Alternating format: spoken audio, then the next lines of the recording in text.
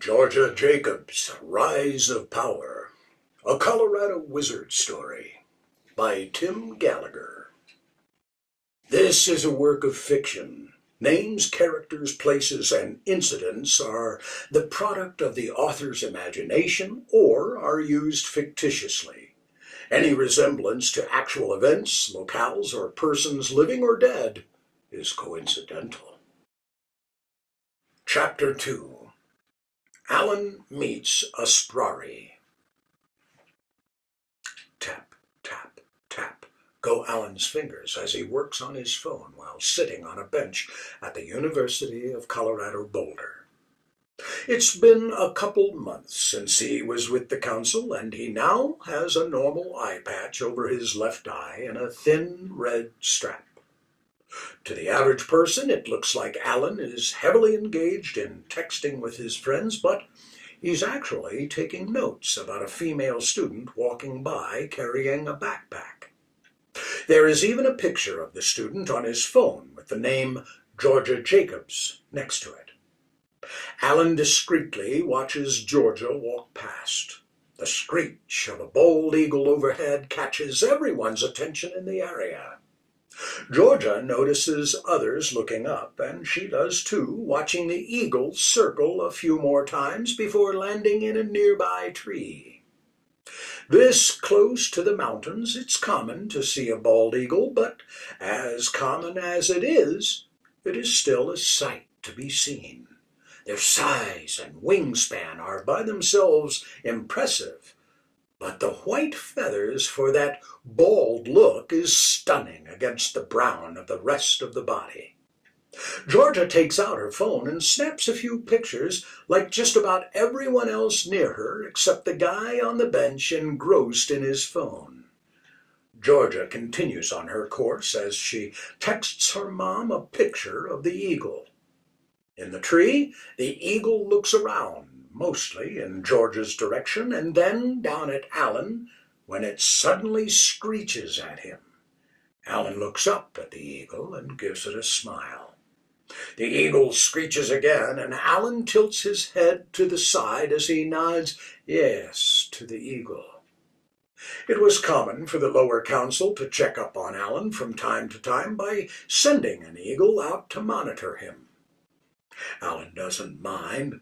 Trust but verify, as Ronald Reagan used to say, with a ruffle of its feathers and a spreading of its massive wings, the eagle takes off in the opposite direction of Georgia. Alan watches it go, then he nonchalantly gets up and follows Georgia at quite a distance, knowing quite well that a one-eyed man following a girl would be easy to detect. He ensures that his routine is similar enough to George's to just become part of her normal day's background, but not so similar as to be creepy. Despite all of his precautions, there had been a time or two when he needed to employ his wizard powers to render himself unnoticeable to her. Using magic with the general public is only advised in special situations and is always followed by a council review. Georgia walks into a coffee shop which is busy filling orders.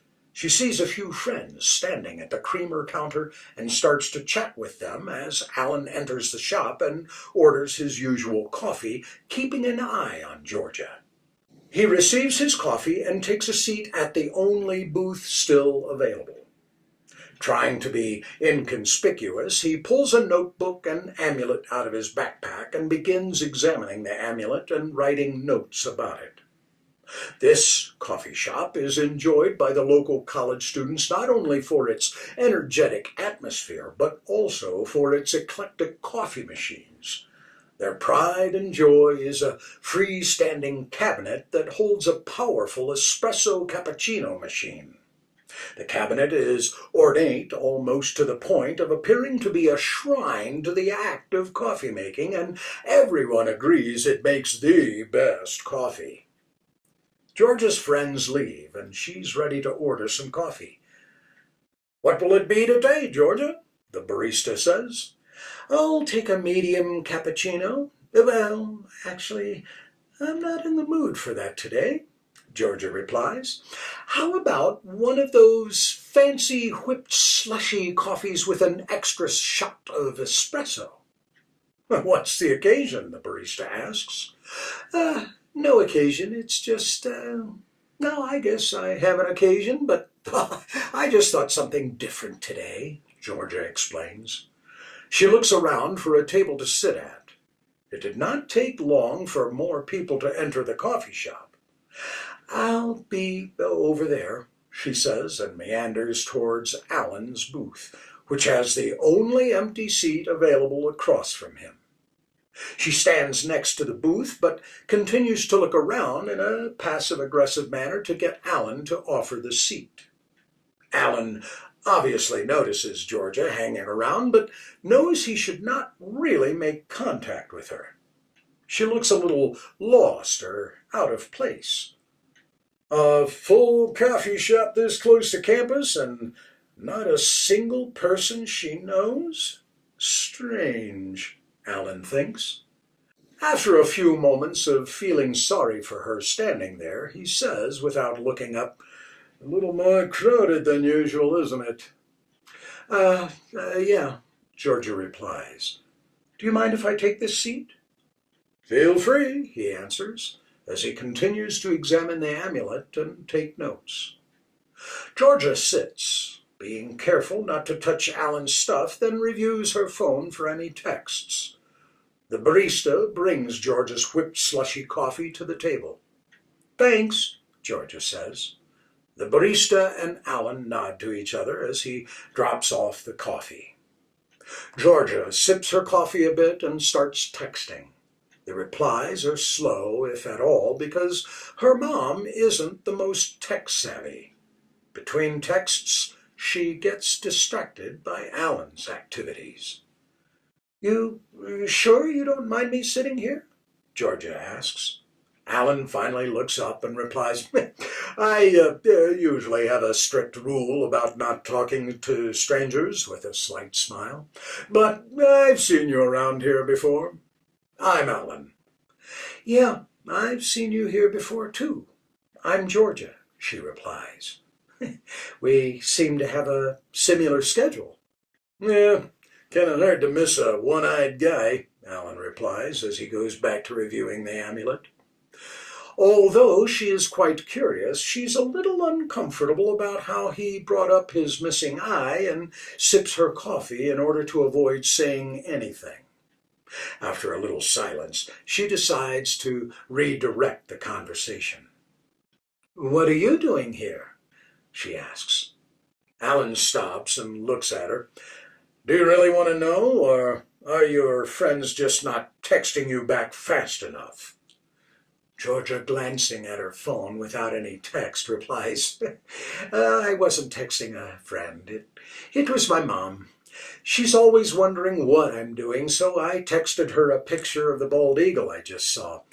I'm not sure why I told you that. Anyway, about that thing, yeah, I really want to know." Alan smiles and holds the amulet up to show Georgia.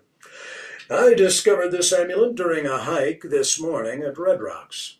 I'm not quite sure if it's an Indian thing or not because there are unusual markings, but it's definitely old." "Do you think it's worth anything?" she replies. "Honestly, I really don't care about that. Today was a great day for hiking, and if I can find something this unusual on the trail, then it's worth something to me. It doesn't matter what others think," Alan says.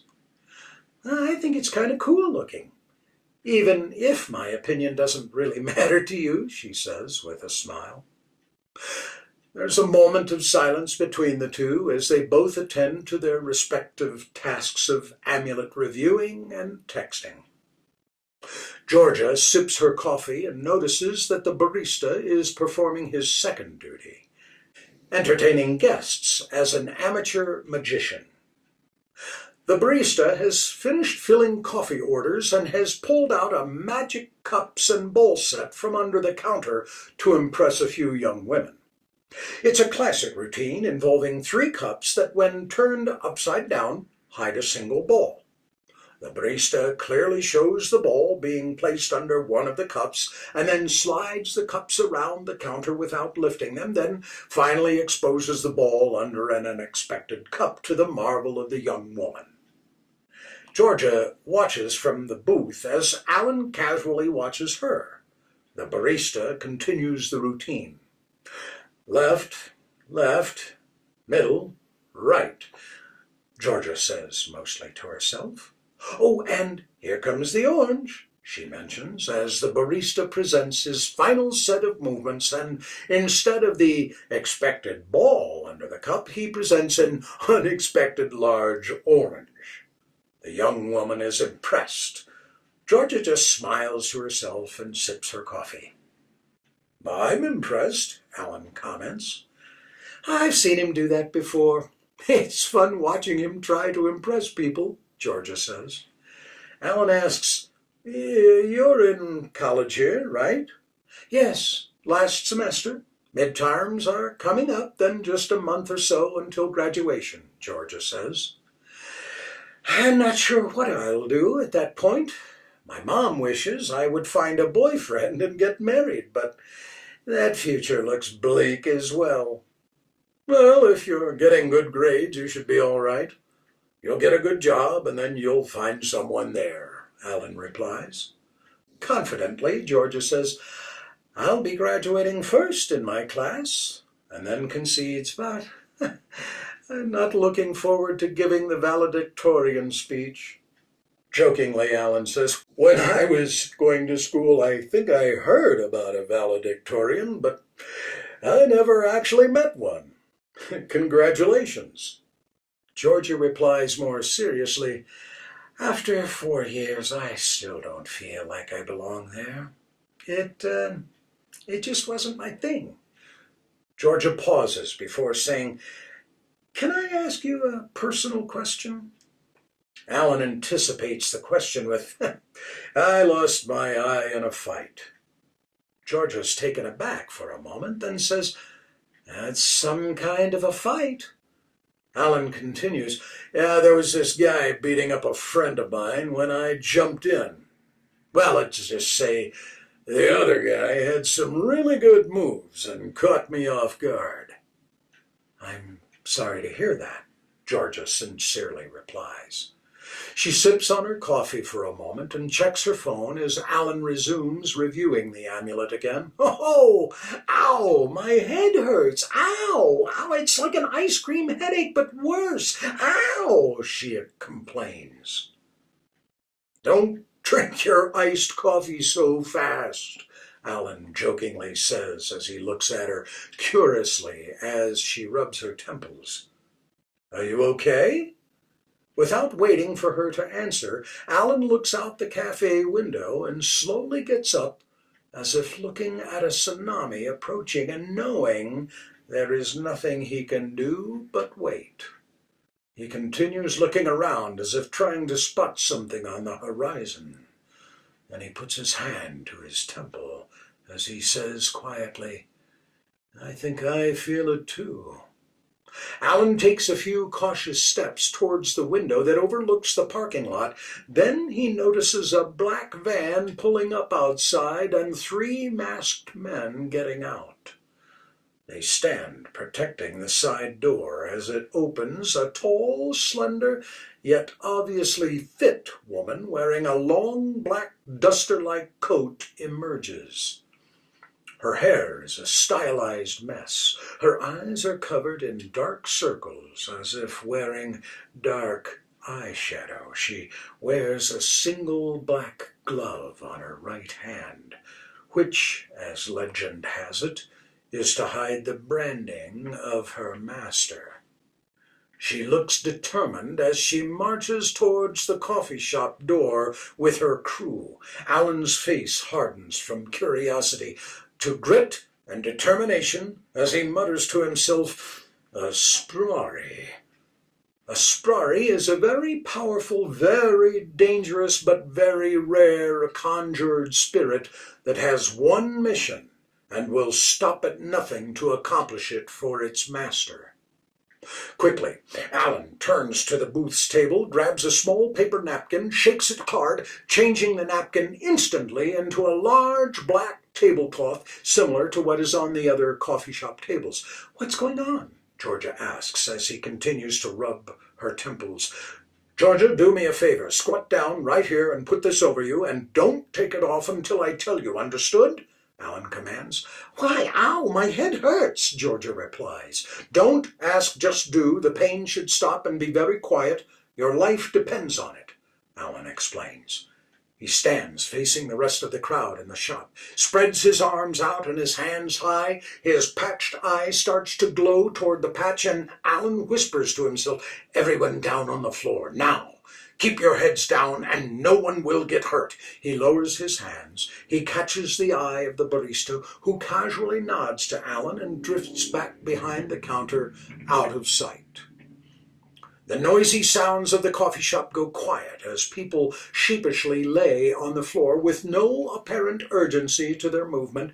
Georgia is fascinated at their actions, but then quickly pulls the tablecloth over her head as she squats down, turning her into a covered cocktail table. Alan puts the amulet into his backpack and, noticing the coffee shop door opening and the Sprari crew start entering hastily, pushes her backpack to the side and quickly puts his notebook under his coat. The Sprari makes a beeline to Alan as her crew takes protective positions, 2 outside and 1 inside, following the Sprari. "You were easier to find than I thought," the Sprari says, looking around while paying particular attention to the table that Georgia is under. "You are not alone. I sense someone else like you here." Mockingly, Alan replies, "Coffee is very popular these days." The Sprari's guard has been slowly moving around the cafe to ensure no threats. He knocks the barista's magic orange off the counter and it rolls across the floor between Alan and the Sprari and under George's table. The Sprari reaches down and pulls up the tablecloth as Alan looks on with concern. As she pulls the orange out, there is no sign of Georgia under the table. Its legs are clearly table legs and not of a young woman. "Oranges were once a rare fruit, but now they are accessible everywhere." The Sprari tosses the orange into the air and it dissolves into nothingness and says, "I need to access something that is still rare. Devil's Head Valley Village. I know you have a key to get in. Where is it?" Alan smirks. "Not sure what you're talking about." The Sprari replies, "You know I can wring it out of you, and your special eye can't protect you from me." "Well, actually, the eye will protect me," Alan replies. "How do you know about the valley?" "Lord Decker revealed to me its location so that I can accomplish my mission," the Sprari says.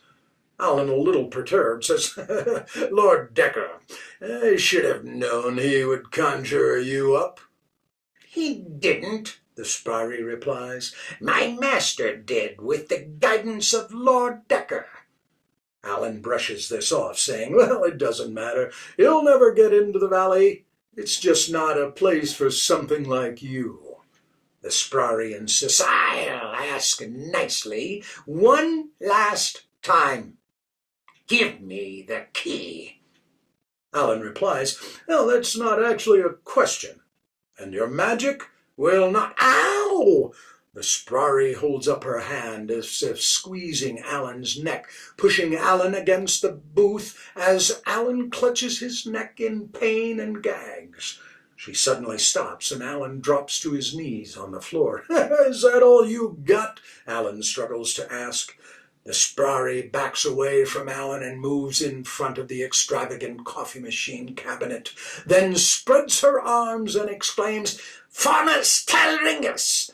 The coffee cabinet shakes and rattles. Then the coffee machine suddenly transforms into an open box with a large butterfly crank on top. A box then levitates upward to pop out of the top of the cabinet just far enough to become integrated with the top of the cabinet and the crank on top.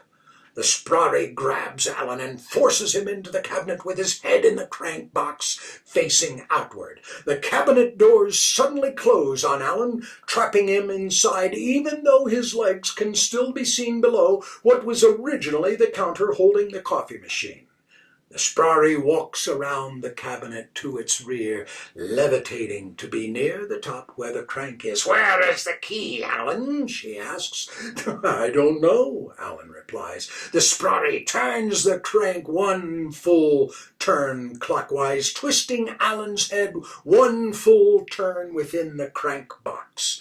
Alan, in pain, but still being a smartass, says, "You can't kill me. My eye protects me." "Where is the key, Alan?" the Sprari asks again. "Never," Alan says. The Sprari turns the crank hard and fast 5 times. Alan's head spins and spins round and round, while Alan defiantly shouts, "You'll never get the key!" Sprari stops the cranking and comes back around to the front of the cabinet when the doors open up. Alan is moaning in pain as his entire torso is twisted like a gym towel wrapped tight enough to snap at someone's bottom. Alan's fingers and the edge of his notebook are the only things faintly noticeable from within his toweled-like torso. The Sprari pulls at the notebook and dislodges it from Alan as his fingers feebly attempt to hang on to it. "Now your secrets are my secrets. Perhaps I will find the key in here." The cabinet doors suddenly close. The Sprari puts the book into her jacket and starts to leave, but suddenly stops at George's table. "There is someone else here. Someone with powers. Where is she?" Sprari asks. "There is no one else here with any powers," Alan exhaustingly replies. The Sprari reviews the room again. The guard shrugs his shoulders at the Sprari because he sees no evidence of anyone of importance either. The Sprari moves to the back of the cabinet and uncranks Alan, at which point the cabinet doors open and Alan falls out of the cabinet and onto the floor. The Sprari moves to the front of the cabinet and picks Alan up by the collar so that he's on his knees. "Tell me where she is," she demands. "Your power is greater than I expected, but you're mistaken. No one else is here," Alan admits. The Sprari stands there for a moment, evaluating the situation. "Come," she says to the guard, and they leave the coffee shop, get into the van, and speed away with the other guards. Alan lies there for a moment, trying to catch his breath, and thinks about his next move. With his notebook, the Sprari now has access to plenty of village information and witchcraft secrets that it should not have. Georgia just got a crash course into a new world. It was not supposed to happen this way. He staggers over to Georgia's table and pulls the tablecloth off to reveal Georgia squatting down, looking up at him like a scared puppy dog. He puts out his hand to help her up. "You need to come with me," he commands. Polite as always, Georgia says, "Alan, are you okay?" as she stands. "I've had worse," he replies. The barista comes out from behind the counter and starts getting people up, acting as if nothing really happened, asking people if they enjoyed their coffee or would like a Danish to go with it. "Glad you're fine," Georgia replies, but then drills Alan for some real answers. "What just happened?" Without letting Alan actually answer, she continues, "You turn a napkin into a tablecloth that you throw over me and make me squat down and not move. Then this freaky-looking girl comes in, and I have no idea who that was, and looks right at me but pretends like she doesn't even see me. She starts throwing you around like you're a rag doll, puts you into a coffee machine, at least I thought it was a coffee machine. Apparently it's something more. twists you up like a wet towel, rips out your book, throws you to the floor, and races off. I've never seen anything like that before. So explain to me what the heck just happened. Or who the heck was that? Georgia insists. Alan is alarmed himself, but he can feel that something in Georgia is building. Maybe her unknown power is about to explode.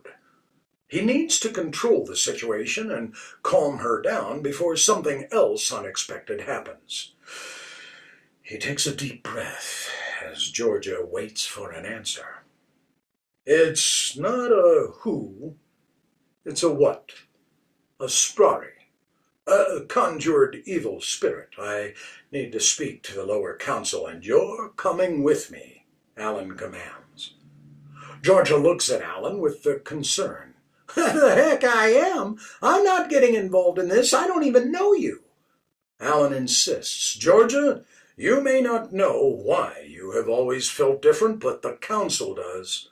We wanted to wait until you were ready to be told, but now, with the presence of a Sprari, we can't wait. You have mystical powers that most people will never understand. You are a witch, Georgia. Now let's go. Alan reaches out to guide her towards the door, but she backs off, pulling out her phone. Georgia replies, That's the most ridiculous thing I've ever heard. I think I'm just going to take a picture of you and send it to my friend's dad, who's a cop, and we'll see if their facial recognition can tell me who the heck you really are. There will be no cops, Alan says, as he holds his hand out as if to grab something, and Georgia's phone, without Alan touching it, flies out of her hands and into his waiting grasp. Hey, that's my phone, Georgia complains as she tries to grab it as it flies from her hand. But then she realizes the gravity of what just happened and continues, How did you do that? I am a wizard, Alan concedes. You, Georgia, are a witch, and that evil thing was a Sprari conjured up with the help of one of the most powerful and evil wizards of our time, Lord Decker.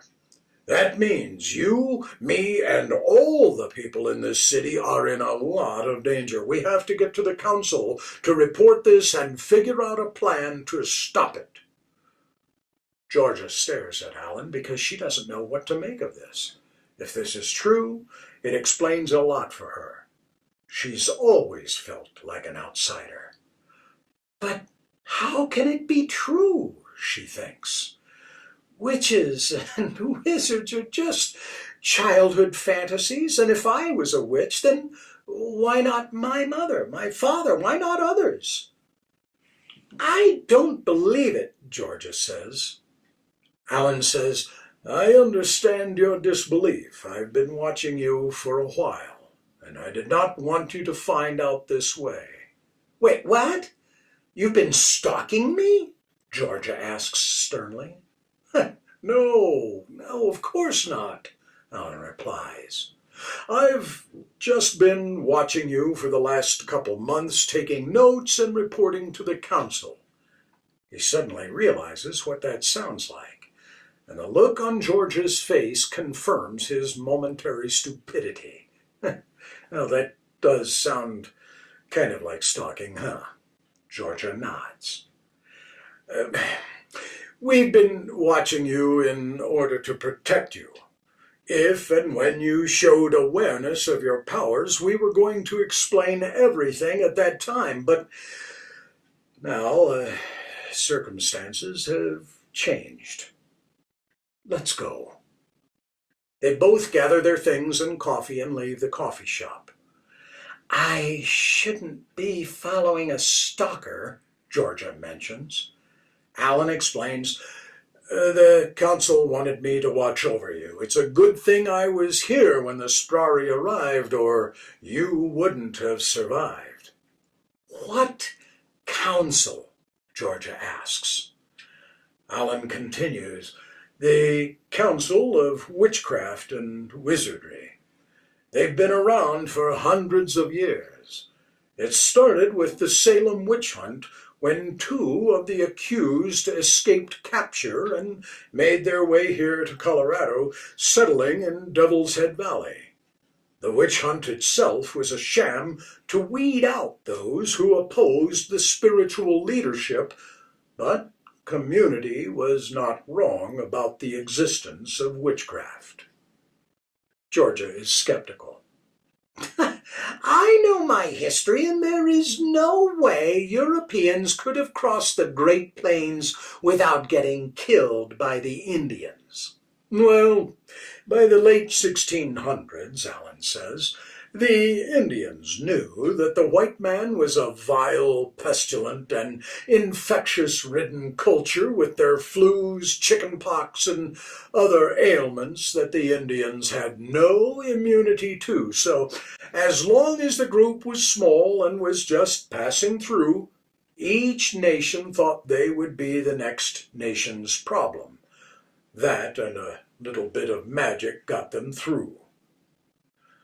Georgia is still skeptical and says, but witchcraft and wizardry aren't real. Allen, a little frustrated, says, give me your coffee cup. Come on. Reluctantly, Georgia hands over her cup. Allen pours her coffee into his coffee cup. Hey, I wasn't finished with that, Georgia complains as she reaches out to stop him. Allen backs off a little and pours the coffee back into her cup and hands her cup back to her. You ruined my coffee, Georgia says. Mockingly, Allen replies, Oh, look, there's the orange. Georgia looks into the cup as she tips out an orange. She stares at Allen for a moment and reflects on what just happened. She thinks, this seems to be a basic parlor trick, but still I can't explain it.